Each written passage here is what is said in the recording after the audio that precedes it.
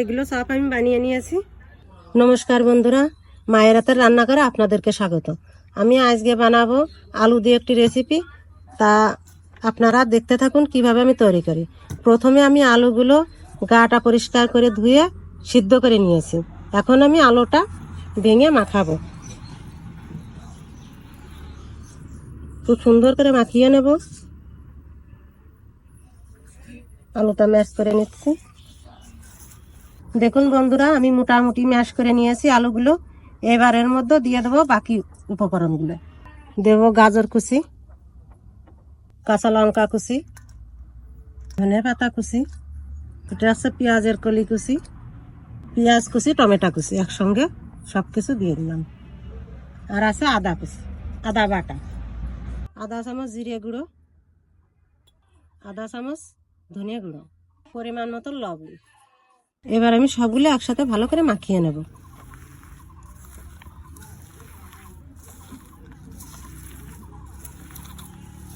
আর একটু সরিষার তেল।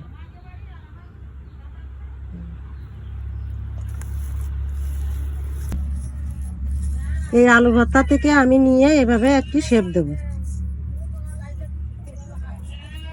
আপনারা আপনাদের পছন্দ মতন শেপ দিতে পারেন। আমি এই গোল গোল এইভাবে শেপ দিয়ে নেব।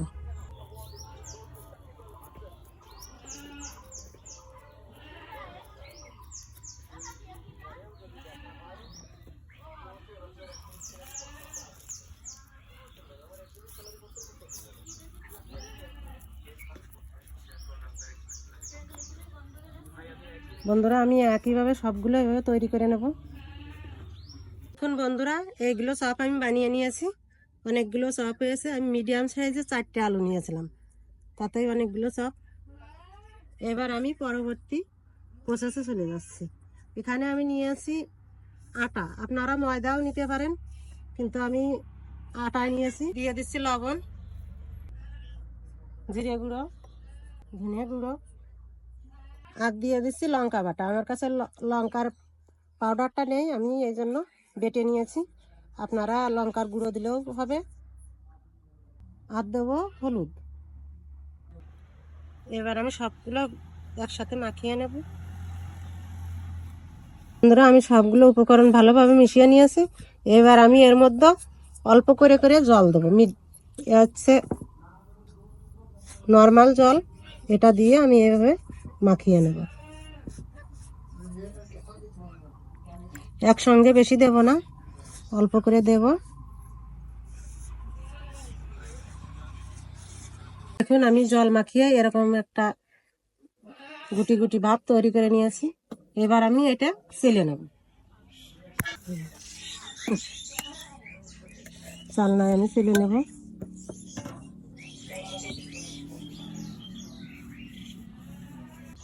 দেখুন, চেলে আমি এটা বের করে নিয়েছি। আর এটাও আমার কাজে লাগে। এবার আমি এর মধ্যে জল দিয়ে এটা গুলিয়ে নেব।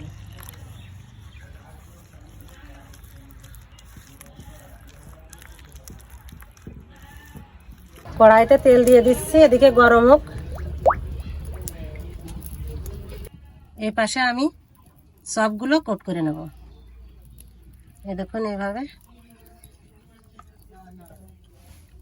এবার এর মধ্যে ভালো করে গায়ে মাখিয়ে নেব।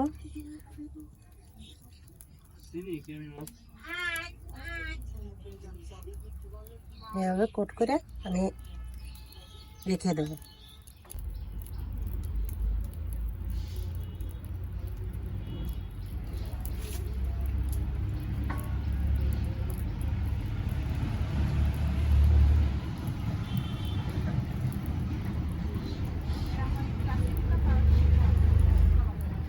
বন্ধুরা, আমি 5টা এরকম কোট করে নিয়েছি। এবার আমি তেলের মধ্যে ছেড়ে দেব। তেলটা গরম হয়ে গেছে।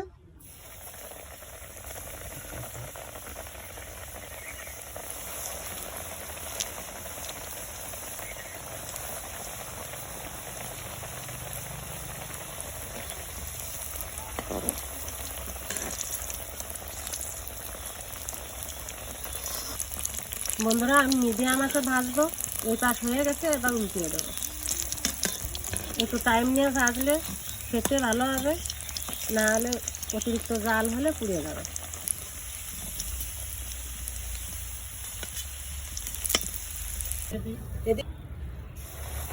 বন্ধুরা আমি একই প্রসেসে সবগুলো ভেজে নেব।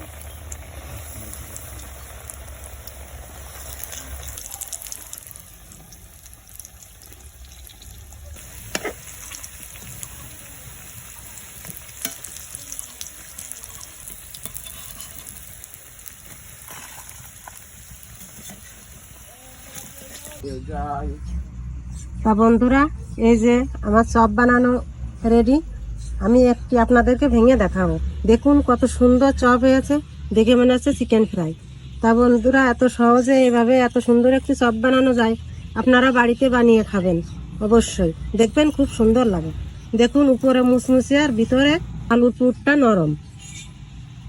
এভাবে সস দিয়ে বিকেলের নাস্তা খুব সুন্দর হবে, বাড়িতে সবাই বানিয়ে খাবেন। আজকের ভিডিও এই পর্যন্তই, দেখা হচ্ছে অন্য কোনো ভিডিওয়। বন্ধুরা অবশ্যই লাইক কমেন্ট শেয়ার করবেন। ভালো থাকবেন, সুস্থ থাকবেন।